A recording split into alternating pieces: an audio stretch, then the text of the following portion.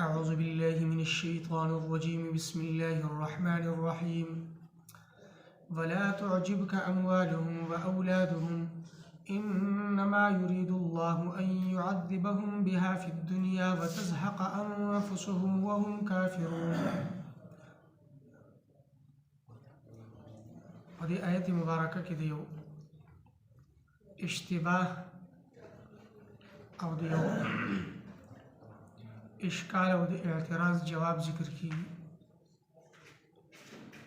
د انسان په ذهن کې یو خیال راځي چې د دنیا په اعتبار سره کافر، مشرک، اعتقادي منافق دا مالدار دي، مالونه دي ورسره، د دنیا وسایل، ضروريات، سہولتونه ورته حاصل دي، نو کېدای شي چې دا کامیاب وي ځکه چې دو په دنیا کې مزي کوي او د دنیا نعمتونو نه فائدې حاصلې. نو په دې آیت مبارکه کې د کافر، مشرک، د منافق مال سره متعلق دی چې دا هغه خلقو په مالونو باندې تعجب نه دی پکار، حیرانه کېدل نه دی پکار. اول الله رب العزت چې مالونه ورکړ دي نو د دې مال ورکولو په وجه باندې هم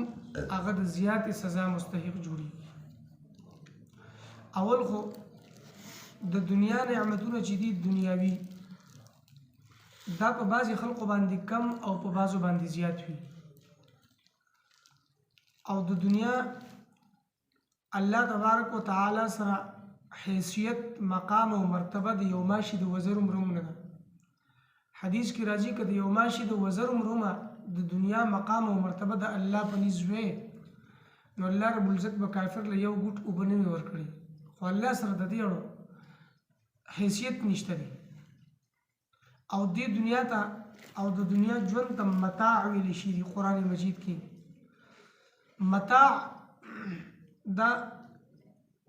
هغه شوړې ته ویل کېږي چې کومې شوړې سره کپړې دا لوښي وینځلی شي او بیا وغورځولی شي، هغې ته متاع ویل کېږي. نو د دنیا مثال د متاع دی، دا هغه شوړې دی چې لوښي ورسره ووینځلی شو، پاک کړی شو، وغورځېدلی شله. نو د دنیا د مال مثال هم دغه دی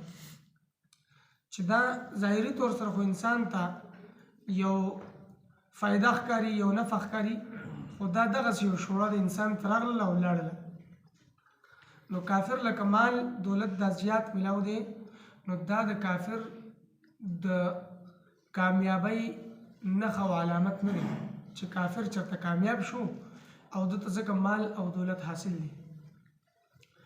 دویم دا چې دا دنیا چې ده دا د مؤمن دپاره قیدخانه ده، مسلمان او د مؤمن دپاره قیدخانه ده، او د کافر دپاره دا 80 کاله، 50 کاله او 70 کاله زندگی چې ده دا جنت دی. نو دلته به کافر ته چین، سکون، راحت ملو شي، خو بیا د مرګ نه وروستو همیشه دپاره سزاګانې، عذابونه دي. او دغه 50، 80 او 70 کاله زندگی کې مؤمن مسلمان ته تکلیفونه وي، مصائب او پریشانۍ وي، خو بیا د مرګ نه وروستو چې کومه زندگی ده هغه به ټوله د خوشحالي، په هغې کې به بیا پریشاني او غم او تکلیف او درد به ته نه رسي، نو هغه به بیا د خوشحالي. او یو روایت کې هم راځي یو صحابي تپوس وکړو پیغمبر صلی الله علیه وسلم نه چې ای د الله رسوله زیات تکلیفونه او مصائب چا ته ورکولی کېږي؟ نو پیغمبر صلی الله علیه وسلم ورته وفرمایل چې زیات تکلیفونه انبیاو ته ورکولی کېږي، زیات امتحانات په انبیاو راځي. بیا په چا راځي؟ بیا چې کوم دي انبیاو ته نږدې خلق دی، یعنی د نیکۍ په اعتبار سره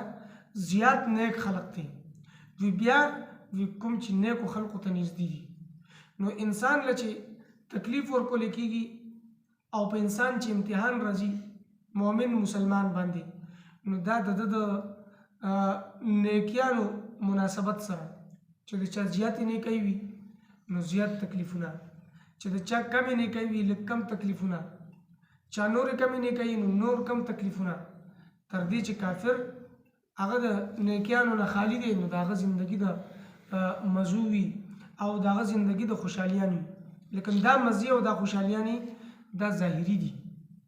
حقيقي خوشحالیانی او حقيقي خوندونه او مزي چې دي هغه د مؤمن مسلمان لپاره دي او دنیا کې چې کوم تکلیف او مصائب دا په مؤمن مسلمان باندې راځي نو د دې یو څو اسباب دي یو سبب خدا دی چې د مؤمن نه څه ګناه شوی څه نافرمانی شوی نو دا هغه ګناه هغه نافرمانی په وجه باندې الله تبارک وتعالى په دې مؤمن په دې مسلمان باندې تکلیف راولي بیماری راولي او څه مصیبت راولي څه پریشانی راولي نو هغه پریشانی مصیبت بیماری تکلیف سره دغه ګناه ته معاف شي دنیا کې دغه ګناه سزا دل ورکړل شي یاد ای چې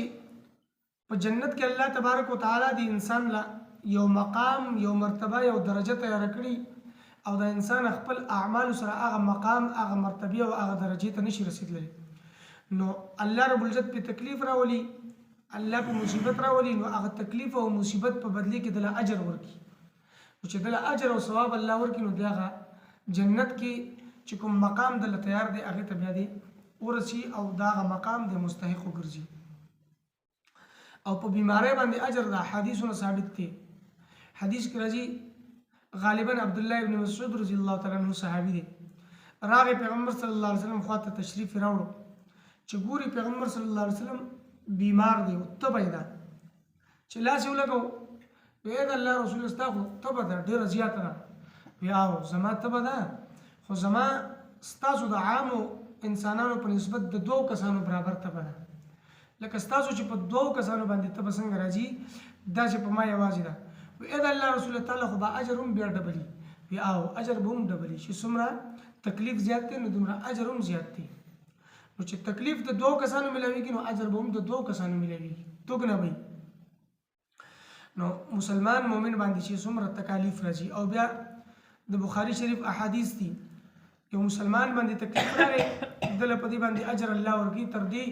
چې دا یو غنه د خپې کې ولګي نو دا هغه غني لګیدو معمولی تکلیف هغه په بدلی کې الله رب العزت دی بندله اجر ورکړي ثواب ورکړي او مشکال شریف کې یو حدیث دی چې یو انسان په قمیص او کرته کې دوه جیبونه دي د یو سیس کې خو په یو جیب کې او دا غسیز ضرورت شونه دی راخلی خود چې کوم جیب کې خې داږي کې نه بل جیب کې لاس کته کا چې هغه کې لاس کته کو هغه سیس په دې بل جیب کې پروت دی نو دی پریشان شي چې دا سیس باندې روک شو نو بیا لاس وخت بل جیب کې چې لاس کته کو هغه کې غسیز ملاو شو روایت کې راځي چې دا دومره لګونه پریشانی چې یو جیب کې سیس ملاو شو بل جیب کې په دې پریشانی الله رب العزت بندله اجر ورکړي دې بندله الله رب العزت په دې پریشانی باندې ثواب ورکړي او په دې پریشانی باندې د انسان ګناهونه الله رب العزت معاف کړي نو مؤمن مسلمان د پاره د دنیا د تکلیفونو او د مصائبو زیاده او څنګه حدیث کې راځي قید خانه ده نو په دې باندې انسان ته الله رب العزت اجر ورکړي ثوابونه ورکړي او کافر د پاره کدا دنیا جنت ته نو کافر خو صرف دغه ژوندۍ ده په دې کې خوندونه او په دې کې مزي واغسلې ال بیا دغه د پاره هیڅ نشته نو د کافر مال چې ده دا مال د څه د پاره دی او د کافر اولاد انما يريد الله ان يعذبهم بها في الدنيا چې یقینا الله رب العزت دوله اراده د عذاب کوي د عذاب او د سزا ورکولو اراده کوي په دې مال سره په دنیا کې مال کډيري ور سره دولت ډيري او د دنیا په اعتبار سره پریشان دي او په هغه مال کې ډېر ډوب دي لیکن د هغه باوجود د خوشحالي نه نصیب کیږي پریشانه غمجن دي بیا د سره د مال فکر دی چې دا مال به څنګه سمبالوم دا رکن شي دا سوګوان اخلي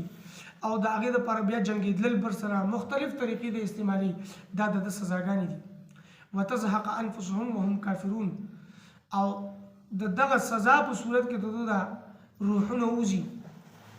او دوی به داسې حال کې چې دا به کافری تکلیفونو کې به یي او چې کله روح قبض کېږي نو هغه وخت کې به هم تکلیفونه او د کفر په حالت کې دنیا نه بزي نو دا مال بدوله اس فیده ورنکي دا بدوله اس نفع ورنکي او د الله د عذاب نه بدوله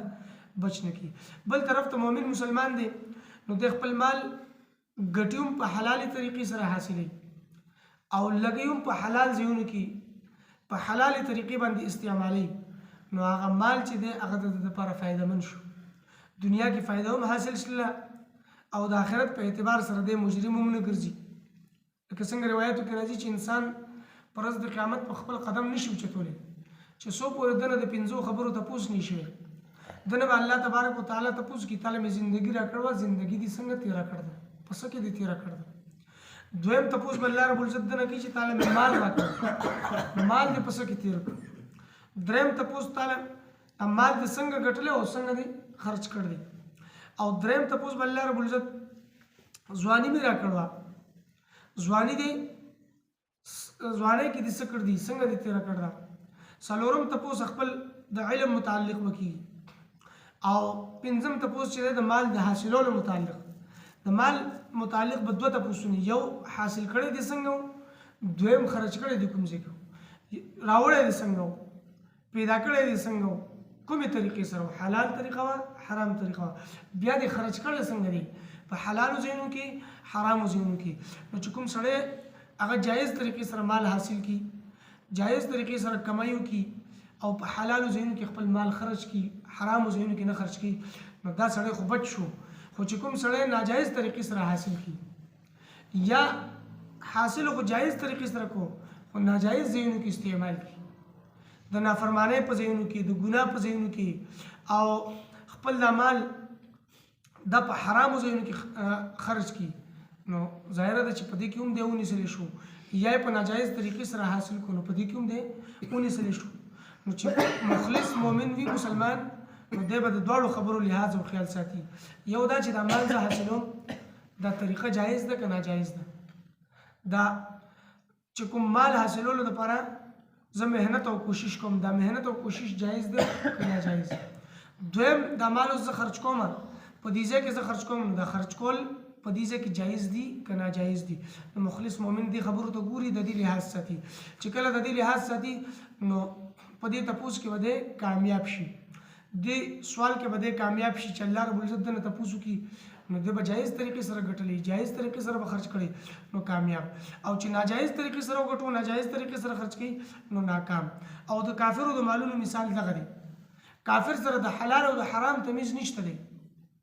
د کافرو په مذهب کې حلال او حرام شته دی نه.